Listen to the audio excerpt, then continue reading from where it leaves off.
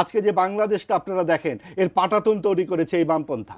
আমরা যে বারবার যে স্বৈরাচারী শাসনগুলো কায়েম করেছি, 10 বছরের যে আমরা সামরিক শাসন করেছি, এগুলো সব ভারত এসে করে দিয়ে গেছে না পাকিস্তান করে দিয়ে গেছে? আমরাই তো করেছি, কারণ আমরা গণতন্ত্র চাই না। আমরা চাই আমরা আর মামুরা মিলে নির্বাচন করতে, নির্বাচনের নামে তামাশা করতে, বিরোধী দল বানায় জাতীয় পার্টিকে আওয়ামী লীগের। নতুন বাংলাদেশ গর্ব বলা, নতুন করে আজ শপথ নিলাম, মনে আছে এরশাদের সেই বিখ্যাত গান? তো নতুন বাংলাদেশের কথা তো তারাই বলবেন। বারবার এই নতুন বাংলাদেশ আমরা শুনেছি, অনেকের মুখে শুনেছি, কিন্তু বাংলাদেশ হয়ে আছে, গড়ার কিছু নাই।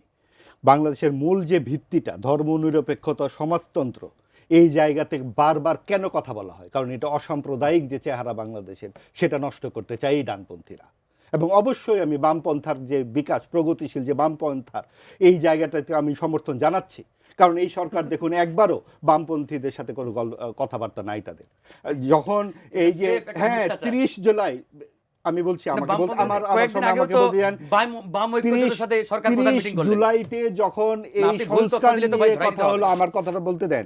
30 জুলাইতে এই বামপন্থী সিপিবি সহ প্রধান 4টি দল আলোচনার টেবিল থেকে উঠে চলে গেছে, বলেছে যে ধর্মনিরপেক্ষতা, সমাজতন্ত্র না থাকলে আমরা এই সংস্কার কমিশনে আলোচনা অব্যাহত রাখবো না। এটা যদি এনসিপি করতো বা জামাত করতো বা বিএনপি করতো, সরকার কি তাদের ফেরত আনতো না? সরকার তাদের গ্রাহ্যই করেনি যে বামপন্থার ভোট আর কতটুকু, চলে যাক। এই যে এভাবে কিন্তু প্রগতিশীলতাকে ছুঁড়ে ফেলা হয়েছে।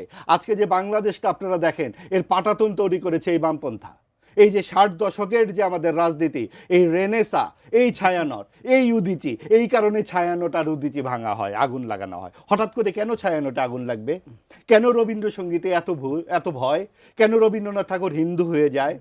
এই যে আপনি ভারতীয় আধিপত্যবাদের কথা আমরা অনেক জোর গলায় শুনলাম না, ভারতীয় আধিপত্যবাদ, ভারতীয় জুজু, পাখির মতো গুলি।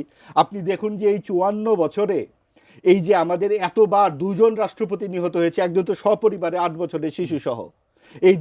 আমরা যে বারবার যে স্বৈরাচারী শাসনগুলো কায়েম করেছি, 10 বছরের যে আমরা সামরিক শাসন করেছি, এগুলো সব ভারত এসে করে দিয়ে গেছে না পাকিস্তান করে দিয়ে গেছে? আমরাই তো করেছি, কারণ আমরা গণতন্ত্র চাই না।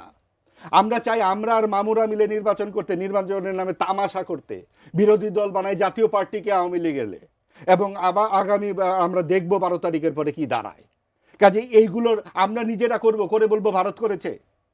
তার মানে কি, আপনি যদি নিজের পায়ে দাঁড়ান, আপনার যদি হৃৎপিণ্ডটা সেই হৃৎপিণ্ডই থাকতো, আপনি যদি একটা ধর্মনিরপেক্ষ সমাজ তৈরি করতে পারতেন, তাহলে তো আপনার এই সংখ্যালঘুদের এই অত্যাচার হয় না এই দেশে। আমাদের এই ছোট্ট একটু দেশ, এইখানে আমাদের যে বৈচিত্র্যপূর্ণ সংস্কৃতি, সাংস্কৃতিক মান বলে তো একটা কথা আছে ভাই। কেন ডানপন্থার বিকাশের কথা বলবো না?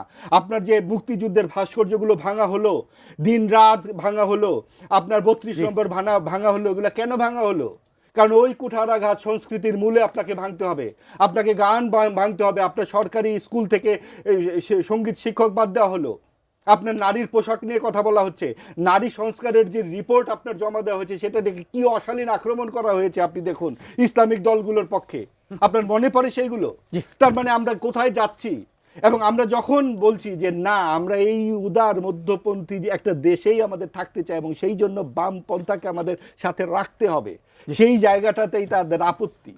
30 সেকেন্ড সময় যদি কিছু বলার থাকে। এই যে উনি একটা মিথ্যাচার করলেন শুরুতেই, যে বামপন্থা বা বামপন্থীদের সাথে নাকি সরকার মিটিং করতে চায় না, বসে না, ইত্যাদি। এটা তো আমি বললাম 30 জুলাই। মিথ্যাচার হবে কেন?